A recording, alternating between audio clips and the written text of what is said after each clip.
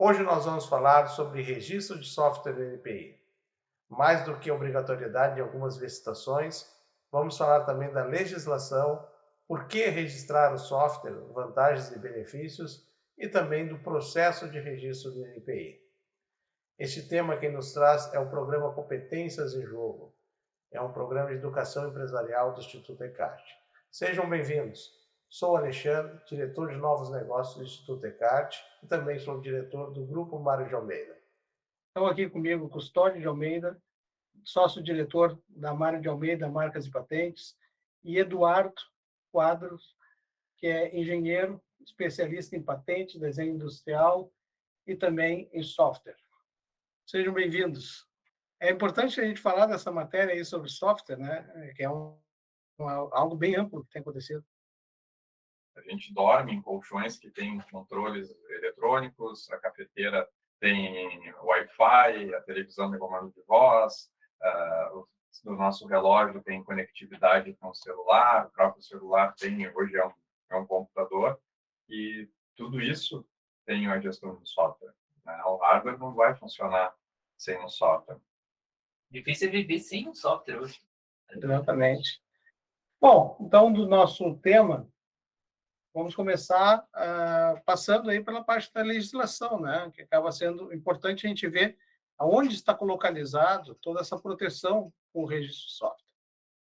Então, dentro da propriedade intelectual, quando nós falamos, é importante ver que temos três grandes grupos. Até tem outros mais detalhes, mas esses são os três principais. Direito autoral, propriedade industrial e proteção sui generis. E é importante hoje que nós estamos falando aí de programa de computador, de software, aonde que ele está posicionado. E ele está posicionado junto com o direito autoral, né? Então, quando a gente protege uma obra, seja literária, artística, musical, o software está junto como um direito autoral considerado.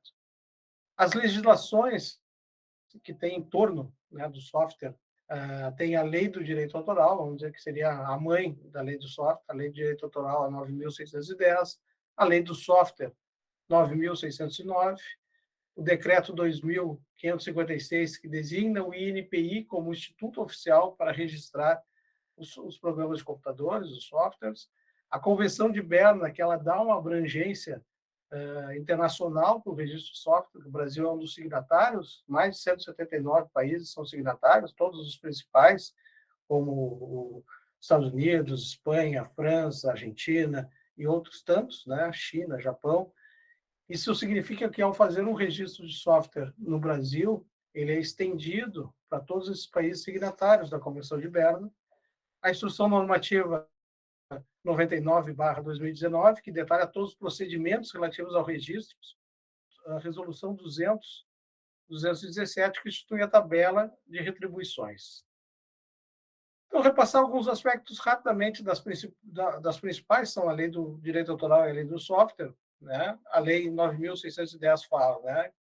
São obras intelectuais protegidas as criações de espírito, olha onde que ela coloca, né? E ela coloca as obras literárias, as obras musicais, né? E também ali os programas de computadores, expressas por qualquer meio ou fixadas em qualquer suporte, tangível ou intangível, conhecido ou que se invente no futuro, né? E aí temos isso aí no artigo 7, né? Os programas de computadores. A proteção independe do registro, é importante esse item, a proteção independe do registro, que nós vamos voltar quando a gente falar de titularidade. O autor é pessoa física criadora, né? E olha o artigo 22, pertencem ao autor os direitos morais e patrimoniais sobre o programa de computador, né? Os programas de computador são os objetos de legislação específica, observada os dispositivos desta lei que sejam aplicáveis, né? Então, quer dizer, os programas de computador têm uma legislação específica. Qual que é? É a Lei 9.609, que é a lei do software. E ele põe vários aspectos, um deles ele exatamente traz o que é um programa de computador, é a expressão de um conjunto organizado de instruções em uma linguagem natural codificada. As criações devem ser originais, isso é importante, está no artigo 3, porque ali no último já diz no artigo 5 que as que não são originais, elas são uma derivação autorizada. E a proteção patrimonial de uma obra de 50 anos. né, contados ao 1º de janeiro do ano subsequente. Isso foi uma alteração nessa lei, que é de 98, antes de 98 eram 25 anos, e aí agora são 50 anos que tem de proteção. Então, quando a gente faz um registro, olha quanto ele tem de tempo, né? Tanto a lei do direito autoral quanto a lei do programa de computador, a lei de software, pelo número, realmente elas foram promulgadas juntas. E até ficou curioso porque, digamos que a lei principal é a do direito autoral e a lei do software ela se baseia em muitas características na própria lei do direito autoral. Só que, pela numeração, a lei do software ela é anterior. Então, ela faz remissão a uma lei posterior. Na verdade, elas foram promulgadas no mesmo dia, inclusive. Bom, na sequência, assim, por que fazer o registro de software? Antes da gente falar exatamente por quê, quais os benefícios e as vantagens, vamos dar uma olhada assim, em 2 conceitos. O primeiro dele de direito patrimonial, que é a definição da titularidade. Os direitos patrimoniais podem ser as pessoas jurídicas ou pessoas físicas que estão relacionadas à retribuição econômica, aqueles que fazem a exploração, né, da obra. Normalmente, o contratante, a empresa que é contratada, ela é a titular. Né? E temos aí também o direito moral, que é o autor. E no caso do software, o autor é quem? É o programador. Né? Os direitos morais são atribuídos a pessoas físicas e constituídos principalmente por 2 elementos, sendo o primeiro o direito à autoria, paternidade, que é o direito de reivindicar a qualidade de autor de uma obra. No caso do software, o direito moral é do programador, e de ter uma autoria reconhecida. Isso aí. E quanto à titularidade e a coautoria, né, é interessante que a gente entenda muito bem esses 2 conceitos. Então, o titular ele sempre é aquele que tem posse e pode ganhar dinheiro com aquilo, e o autor é sempre alguém que é a moral, de fato, né, ganha reconhecimento em relação a isso. Muito semelhante a um artigo acadêmico, por exemplo, que a gente está lá o nosso nome junto com os outros autores participantes do projeto. Mas é interessante citar que a gente pode ter mais de um titular, mais de um autor participando desse projeto. Então, necessariamente, assim, não, a gente pode ter um ou mais, né? Seja eles pessoas jurídicas ou pessoas físicas. E pode ter um titular pessoa jurídica e uma pessoa física também em conjunto. Assim como, no caso do autor, sempre pessoa física. Mas quando eu for fazer um contrato de licenciamento do software, né, eu faço esse contrato sempre com o titular, porque a exploração econômica Exato. acaba sendo dele, né? Exato. Então, acaba que é uma pessoa que está licenciando, seja ele um titular ou mais, licenciando para alguém que vai fazer uso, seja uma pessoa jurídica ou seja uma pessoa física.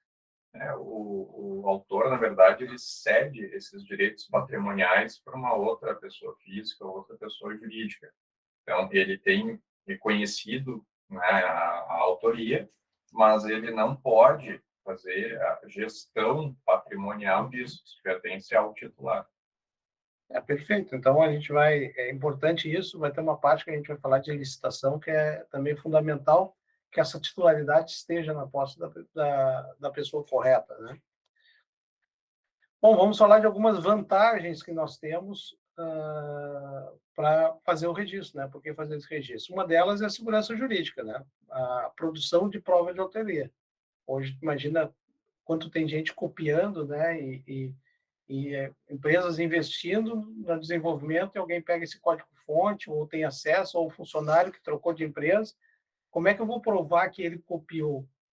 Qual é esse momento de registro? E essa prova de autoria, que em alguns documentos estão como prova de anterioridade, exatamente é um dos motivos do registro de software, né? O registro de software é considerado uma prova robusta de autoria do software, ainda que essa prova tenha uma presunção de autoria relativa, né? Cabe sempre prova em contrário. Em juízo é a outra parte que terá que provar que a autoria não é aquela que consta no registro. Então, esse é um dos benefícios. Um outro benefício é a segurança do direito de exploração. Vimos anteriormente que os conceitos, né, de direito patrimonial, do titular, do direito moral, em caso de falta de registro ou de contrato de cessão dos direitos patrimoniais, esses são do autor, ou seja, do programador da pessoa física. É claro que algumas empresas vão acabar dizendo assim, mas eu tenho no contrato de trabalho, diz que tudo que ele produzir isso aqui, nós estamos falando de um registro vale 50 anos. Hoje, muitos que pegam freelancers, não está bem claro no contrato, está de forma genérica. Às vezes nem tem contrato, né? Então, e às vezes assim a pessoa trabalhou 2 anos, tem um contrato de trabalho 4 anos, mas ela depois de 10 anos que ela fez uma cópia para um terceiro ou foi trabalhar num concorrente, então o contrato de trabalho, que é importante ter essa previsão, mas o registro do software no EPI, ele vai te dar uma prova de autoridade com validade para exatamente pegar todo esse período, né, de 50 anos. Como o Alexandre falou, essa questão de ter documentado, né, através de contratos, como fazer a gestão desse software, a gente trata de o titular, ele pode fazer um contrato de cessão, ele pode ceder isso como se cede um veículo, como se cede um imóvel, né? Então o titular tem esse poder de alienar esse patrimônio. Ele pode licenciar, então é importante que se tenha também um contrato de licenciamento. O contrato de trabalho é extremamente importante, eu digo mais, tão importante quanto o contrato de trabalho, e às vezes é o contrato com um desenvolvedor, uma empresa que faz o desenvolvimento, ou às vezes até um freelancer. A maioria dos casos até hoje que a gente tratou, não existe essa formalização. Então, existe também na Justiça do Trabalho muita discussão sobre a titularidade ou cotitularidade de alguém que tinha um contrato de trabalho ou foi um freelancer, depois pediu reconhecimento, ou se era o funcionário, pediu parte da titularidade desse software. Porque o contrato de trabalho não, às vezes, tinha um desvio de função, ou o contrato de trabalho era genérico, não tinha a previsão de cessão do que fosse desenvolvido durante a vigência desse contrato. Então, as empresas, elas têm que ter, ou pessoas físicas também, hoje tem muita gente que investe, né, e acaba sendo titular de software, tem que ter um cuidado, assim como a gente tem dos bens corpóreos, embora seja um bem imaterial, ele é mais importante, muitas vezes, né? A gente tem aí, quais são as maiores empresas do mundo hoje, são empresas que não são derivadas de desenvolvimento de produto. Vamos pegar o Google hoje, até tem produtos, né? Tem Chromecast, tem uma série de outras coisas, mas a maior parte do patrimônio do Google é material. A Microsoft, Facebook, a gente está tratando de software por trás. Então, se isso não for feito da maneira correta, com a gestão correta, o risco é enorme e muitas vezes não só de perder, né, esse investimento que foi feito. A gente sabe que para desenvolver um software são horas e horas, são anos muitas vezes de desenvolvimento, como daqui a pouco alguém pode fazer o registro e aí depois até provar judicialmente que tem a autoria, etc., e conseguir a proibição até daquela pessoa que inventou, que desenvolveu, para que ela pare de usar e pague indenização. Então, tem que ter um cuidado muito grande, né? Essa questão de o software não precisa de registro, isso é muito relativo. Eu acho que no momento que tu tem um registro com data, que é chancelado por um órgão responsável. E a definição do titular, né? Sim, ali já está na regra. Né? No momento que tu faz o protocolo, tu tem a documentação correta, a regra do jogo já está definida. Porque se ela independe de registro, quem é o titular? Se não está isso aí claro, pode ter um programador que venha a requerer isso. Ele vai dizer que ele trabalhou lá, mas ele já levou aquele código-fonte, ele já tinha anterior, várias questões. Já deixa claro isso, né? Exatamente. Então, ele já define essas responsabilidades, né? Esses papéis. E a própria cotitularidade. Se hoje a gente diz, eu e o Eduardo somos cotitulares de um software, mas é 50% para cada um, não, daqui a pouco o Eduardo pode ter muito mais do que eu, colocou mais horas ou mais dinheiro. O contrato de trabalho não diz, né? Porque é um trabalho específico, é um registro específico. Daqui a pouco tu faz um termo, coloca lá junto, o termo relacionado a tal registro, tem 60% e 40% para um. Exato. Tu tem como definir isso previamente, que é um acordo entre as partes, e leva a registro e está definido. Depois isso não pode ser questionado. Que legal. Um outro grande benefício é participar de financiamentos do governo, né? O BNDES, por exemplo, ele considera o software registrado no INPI como uma das condições de enquadramento para que uma pessoa possa participar do programa MPME Inovadora, que é um programa do BNDES. E outros investimentos que tem, né? Inova Mineral, FINEP, vai ser cada vez mais comum. Por que isso, né? Nós temos que entender a essência dessa determinação. Porque o governo só vai dar dinheiro, investir num projeto, num financiamento de um software, se ele está botando dinheiro na mão de quem?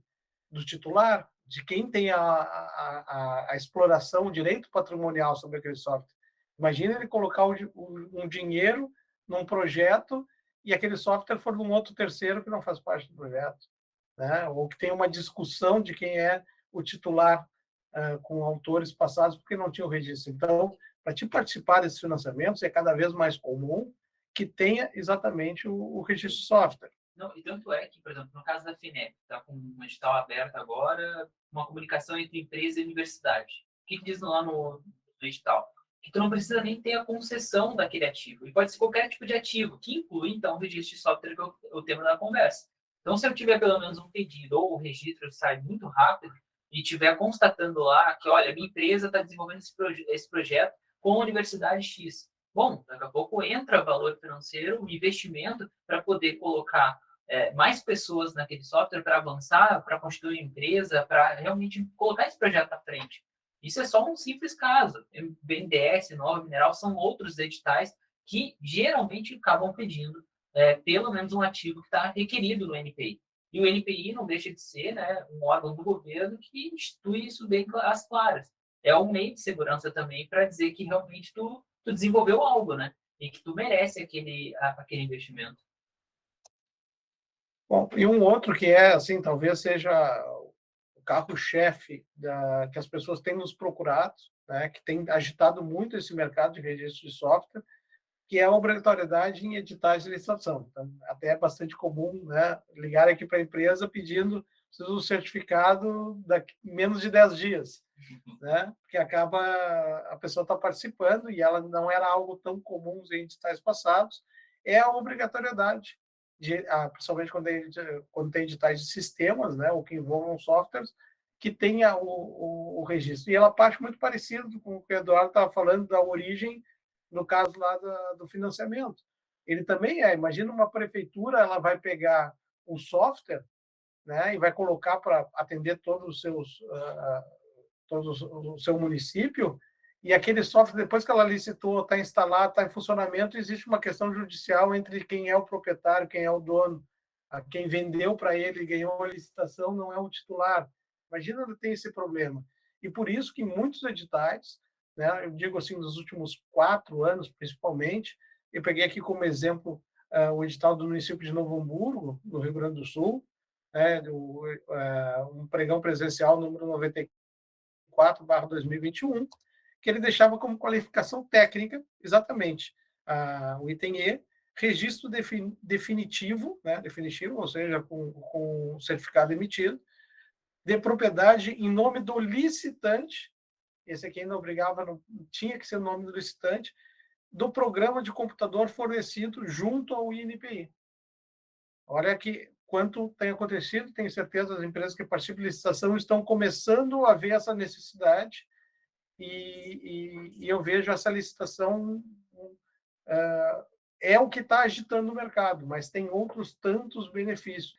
Mas a qualificação técnica, assim como tu tem atestado de capacidade, outros atestados que tu tem de equipe, de suporte, tu também apresentar um atestado de propriedade, né, de patrimônio daquilo que tu está levando ao poder público, né, ao edital do município, do estado, o que for. Isso aqui é uma questão de segurança jurídica. Se eu, de má fé, participo de uma licitação usando um software de um terceiro, isso vai ter repercussão depois. Isso pode trazer prejuízo até para o próprio órgão público ou para o governo. Imagina, e acaba assim também, é importante ter essas documentações. Imagina que entra um software de um processo de gestão de uma prefeitura. Aí acaba uma discussão, acaba embargado, acaba parado o processo, não poder usar o software, e aí já licitou, então acaba todo um grande prejuízo. Então, é importante é bem-vindo essa qualificação técnica e é importante essa valorização de quem tem o direito patrimonial. E um outro benefício é o portfólio para esse programador, para esses autores que estão fazendo. Quanto mais registros, mesmo que ele não seja titular, mas ele, como autor, vai estar registrado lá. Imagina poder, como um desenvolvedor, pegar e listar no NPI todos os softwares que têm a autoria dele, né? Isso dá um portfólio, né? Mostra um poder de desenvolvimento, ainda mais muitos desenvolvedores são freelancers, muitos desenvolvedores atuam em diversos projetos ao mesmo tempo, ele poder comprovar, né, através de um registro oficial, o seu portfólio. E aí é fácil de consultar, isso é importante. Qualquer pessoa, a publicação do INPI, ela é pública, então é só acessar a base de dados e fazer a pesquisa. Exatamente. E pesquisa, e a gente que já acessou o INPI, quase todo dia a gente acessa, uma pesquisa, tanto por nome, por CPF, muito fácil de localizar tanto os titulares como também os autores. E nós, aqui da Maria de Almeida, temos um orgulho, né? E até é um ponto sempre que a gente debate internamente com os funcionários, é que o primeiro registro de software no Rio Grande do Sul foi feito pela Maria de Almeida, né? Foi um processo que se iniciou no final de 95 e teve a emissão do certificado de registro de software em fevereiro de 96, da Teleparticipação, Assessoria Administrativa Limitada, uma empresa de Novo Hamburgo, né? O sócio-diretor, na época a gente registrou o nome dele, do João Ricardo Jesus. Então é um orgulho que nós temos aí de ter sido o primeiro registro de software no Rio Grande do Sul, né? Não é só isso, ele foi o primeiro do Rio Grande do Sul e ele foi 19º do Brasil. Então, nós estamos falando, assim, claro, numa época em que computador ainda, o PC, né, o computador pessoal ainda não era tão disseminado como é hoje, mas foi um passo muito grande. Só que a dificuldade naquela época ela era enorme, porque o processo de registro de um software ele tinha que ser transposto por papel, né? Então, tu tinha que preencher um formulário, tinha que fazer pagamento de guias e tu tinha que fazer a impressão do código-fonte. Aí tinha a resolução que determinava, né, como deveria ser esse padrão.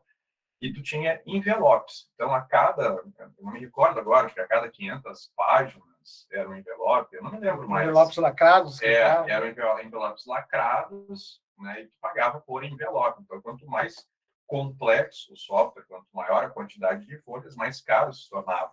Mas não era nem guardado no disquete, né? Não. Era em papel. Aí depois surgiu, né, uma grande inovação que tu podia fazer a gravação em CD ou DVD. E aí a taxa era única. Só que, ainda assim, tu tinha que fazer todo o restante em papel e encaminhar junto, né, a mídia digital. E aí depois, 2017, aí sim, né, acho que foi um grande passo, o processo ele é todo digital. Então, além de ser muito mais rápido, porque tu consegue encaminhar em pouquíssimo tempo, a tramitação também dentro do NPI se tornou mais rápida, né? A verificação, etc. Vamos pegar assim, o Rio Grande do Sul, ele tem uma unidade aqui em Porto Alegre, ela fazia o protocolo, então a data, horário, minuto, ali já estava garantido como anterioridade, só que isso tudo era remetido para o Rio de Janeiro, onde é a sede do NPI, então tinha toda a tramitação disso até lá, depois de lá para cá, isso aí... Até o período de análise também, né? Exato, então, né, tinha lá os malotes internos do NPI, isso atrasava o processo. Hoje não, é centralizado, tudo direto no Rio de Janeiro, de forma digital, é muito mais rápido e muito mais seguro o processo. Que legal ver essa história. Imagino que era a perícia quando necessário, né? Pegando esse material impresso. Ainda bem que houve uma mudança para o digital. Como nós tínhamos falado quando a gente viu os artigos da lei, né? Também tem a questão da derivação autorizada. Esse próprio, a teleparticipação, ela fez conosco no final de 95, com o certificado saído em 96, e na época em Clipper, era o fonte, né, do software deles. Depois, quando teve uma atualização, em 2003, para a ASP, um novo registro. Só que esse novo registro, no processo do NPI, a gente informa como uma derivação autorizada. Nesse caso, até era do mesmo titular. Mas podem acontecer derivações que envolvem outros titulares, né? Mas elas precisam ser autorizadas para quem tem origem. Então, foi um caso também que a gente teve o registro, que a gente fez um novo registro desse mesmo software, uma derivação autorizada de 96, depois em 2003. Algumas perguntas que são perguntas comuns que nos surgem, a gente quer trazer aqui porque deve ser comum de quem está assistindo, né?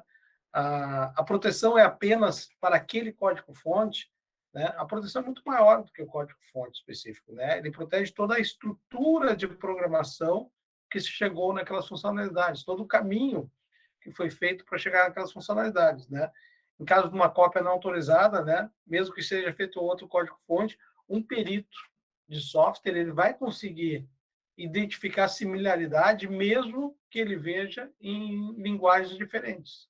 A pessoa fez originalmente. É algo bem comum, né? É algo bem comum. Que tenha, por exemplo, uma pessoa escrevendo em Java e outra bem diferente, e as coisas têm que se casar. Não, na verdade, há uma especificidade na questão de função ali.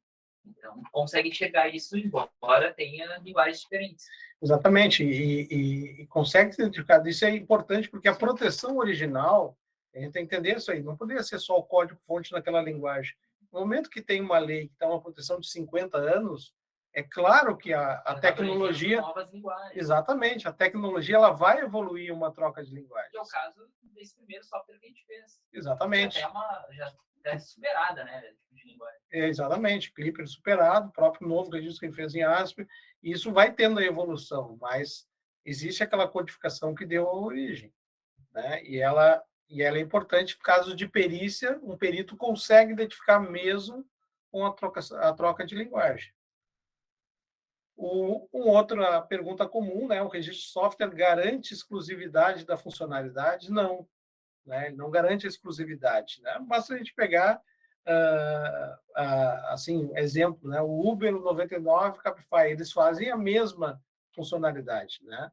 O registro de software não dá essa exclusividade, mas a criação da forma do código-fonte, o caminho que ele chegou, isso ele preserva muito o investidor, que ele contrata a equipe de desenvolvimento, tempo, dinheiro que ele coloca, aí depois pega aquele código-fonte e leva para um concorrente. Não, o outro concorrente ele vai ter que gastar dinheiro, vai ter que investir dinheiro ali para exatamente poder chegar naquela mesma funcionalidade. Não, eu dou outro contraponto nisso. Né? Muitas vezes as pessoas perguntam, tá, se a função não está protegida, no caso do Uber, do Cabify, enfim, por que serve? Então, eu proteger? Não, na realidade serve muito. Porque aquilo que vai dar valor ao teu negócio, né, é a tua marca sendo bem difundida, o teu tipo de prestação de serviço, o teu produto. Vou dar um exemplo aqui, na área de mecânica, por exemplo, a gente tem aqueles desenhos 3D, né? Tem diversos tipos de programas, financeiros, tem AutoCAD, SolidWorks e por aí vai. O que acontece muitas vezes? Tu tem pessoas que usam muito mais o Inventor para desenvolver desenhos 3D, que é da AutoCAD, tu tem o SolidWorks. São os principais. Aí o que acontece? SolidWorks tem proteção de software lá. Se eventualmente até se tu está dentro de uma empresa e faz o uso indevido, né, de um software que não é licenciado, necessariamente você vai ter alguns problemas em relação à empresa. Tanto é que tem pessoas que optam, eu no caso, gosto muito mais do SolidWorks do que usar o Inventor, porque me acostumei assim.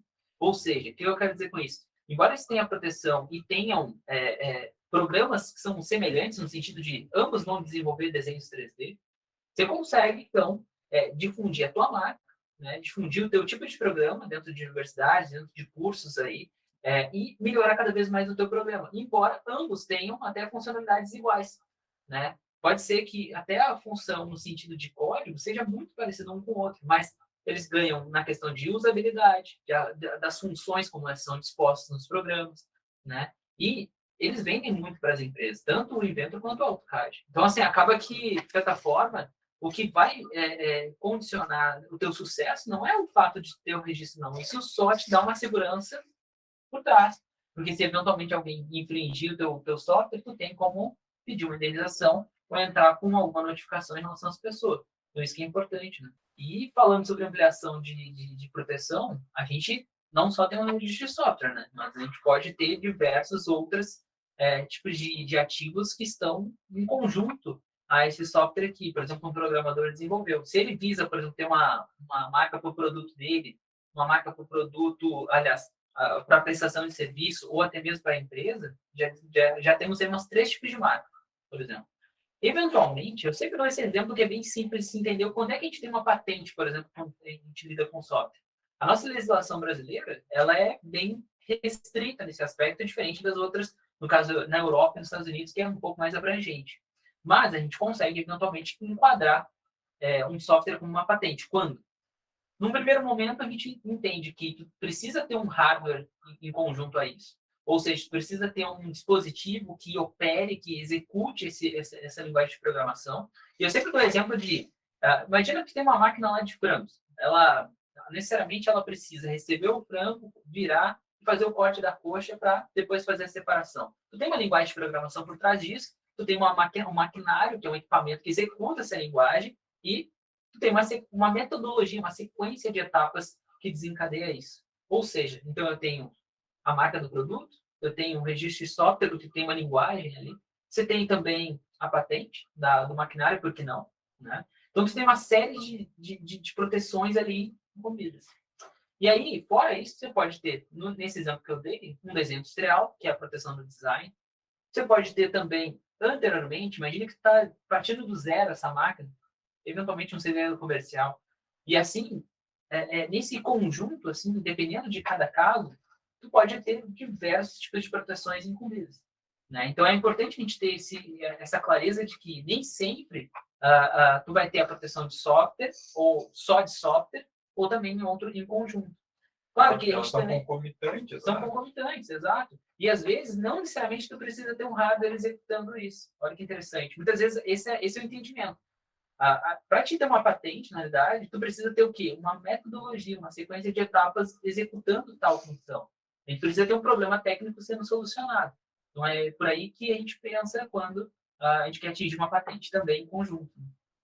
E dentro dessas várias propriedades intelectuais que acabam sendo protegidas, o dados todo, patente, desenho industrial e tudo, tem também, a gente tem que lembrar, né, Custódio, que a origem ela é do direito autoral do programa de software. A gente até estava conversando antes que uma das perguntas mais recorrentes é essa aqui do software, que contém, principalmente agora, o novo software de jogos, né? Então, até estava falando, quando a gente estava preparando essa apresentação, poder juntar tudo isso no registro do software, ter as músicas, os personagens, ter todo esse documento junto. E a gente faz essa proteção no único procedimento, né? Porque são todos da mesma origem, são direitos autorais. Então, a música, uma fotografia, um personagem, então, tu consegue hoje fazer isso de uma forma única, até porque, né, a proteção hoje também do direito autoral ela pode ser de forma digital, então fica muito mais fácil para agrupar essas informações no único registro. É super acessível, né? A gente contou a questão histórica de quão difícil era no passado, sei lá, 25 anos atrás, 30 anos atrás, e hoje, às vezes, num site que disponibiliza isso, e a gente tem isso, né? Disponível para a gente poder fazer a proteção no mesmo dia, muitas vezes.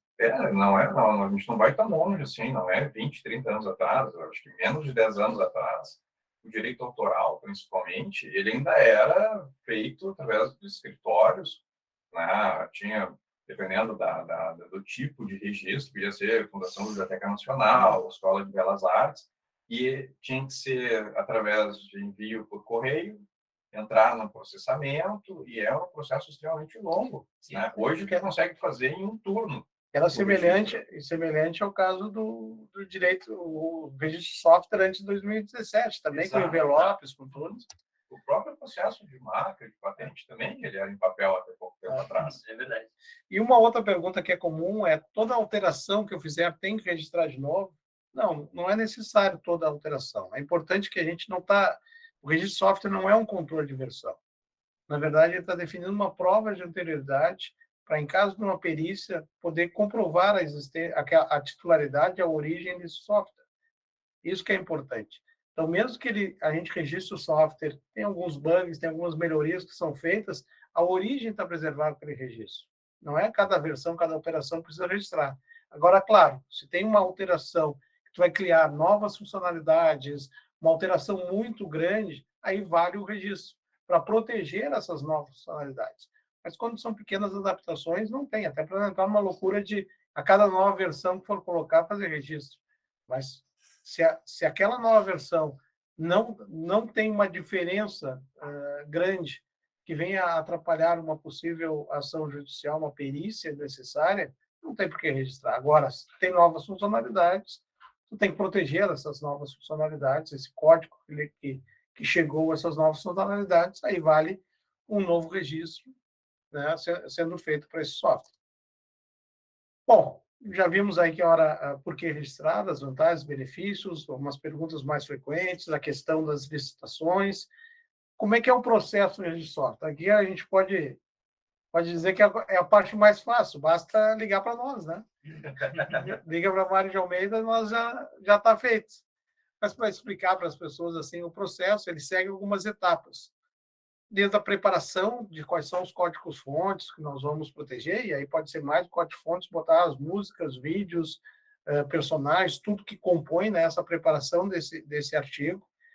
Gerar um resumo hash, né, e a gente vai falar daqui a pouco o que é o resumo hash, preencher um formulário, né, um formulário bem robusto que o NPI fornece, todas as características do software, assinar eletronicamente os documentos necessários, tem uma taxa do NPI, pagar através de uma guia de recolhimento da União e realizar o protocolo. O resumo hash, que é gerado, ele é um algoritmo utilizado para garantir a integridade, né, do documento. Então, aqueles documentos que foram preparados por código-fonte, compõem todo o código-fonte, ele é feito, né, uma criptografia pode ser a SHA-256, SHA-512, são as mais utilizadas, tem algumas outras que são aceitas também, e ele gera um código, né, que é o resumo hash, que esse é o que vai ser colocado no NPI. Diferente de antes de 2017, que era enviado o código-fonte para o NPI, agora ele não faz mais a guarda do código-fonte. Ele faz a guarda desse resumo hash, que numa perícia, esse resumo hash tem que pegar o arquivo original que gerou ele, e esse arquivo tem que ser... E o que traz mais segurança também. Exatamente, porque eu não disponibilizo para ninguém, né, o meu código-fonte. E esse código-fonte original, que tem que ser armazenado pelo titular, vai ser comparado o resumo hash dele gerado com este que foi registrado. E aí se pode garantir que em tal data é aquele arquivo contendo aqueles códigos-fontes que foi registrado. Uma outra questão do processo, esse formulário é um formulário que contém diversas perguntas, entre elas data de criação, título, a linguagem de programação, pode colocar mais do que uma linguagem, né? Área de aplicação do software, tipo de programa, originalidade, derivação, tudo é colocado nesse formulário. A procuração, como nós estávamos falando, nós temos que ter uma declaração de veracidade assinada pelo procurador, a nossa empresa, que faz esse registro para os nossos clientes. Também tem que ser assinado a procuração. A procuração, se o titular for uma pessoa jurídica, ele tem que assinar pelo e-CNPJ, se for uma pessoa física, pelo e-CPF. E a declaração de veracidade, que aí nós, como procuradores que assinamos, também tem que ser assinado digitalmente por nós. E aí entra a grande vantagem, né? Tu vê aquele exemplo que nós vimos inicialmente, o primeiro registro no Rio Grande do Sul, ele foi registrado em dezembro de 2015, em 22 de fevereiro de 2016, que foi emitido o certificado. Hoje, com esse processo eletrônico, ele leva de 7 a 14 dias para termos o certificado emitido. E é uma validade de 50 anos a contar do 1º de janeiro do ano subsequente à data de publicação. E de forma internacional, isso é importante dizer. De forma internacional, em mais de 179 países, todos signatários da Convenção de Berna. E é importante que seja a data de publicação, ela não é a data do registro. Porque eu posso estar registrando agora um software que ele é público, que a publicação está de 2015. Então, ele vai contar 50 anos a partir de 1º de janeiro de 2016, que é o ano subsequente. Isso é importante também de trazer aqui, porque eu não preciso ter o registro prévio à publicação.